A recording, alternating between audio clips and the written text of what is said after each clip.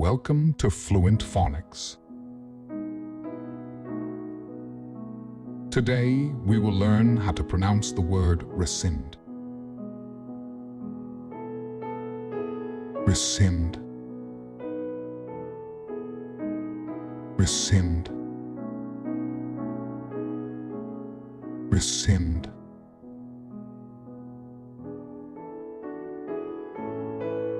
Here's an example of how one might use it in a sentence. The university decided to rescind the student's admission offer after discovering false information on their application.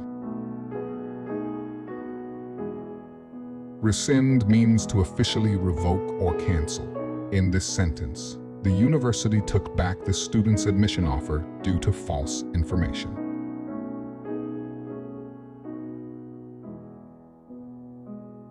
Thank you for your time.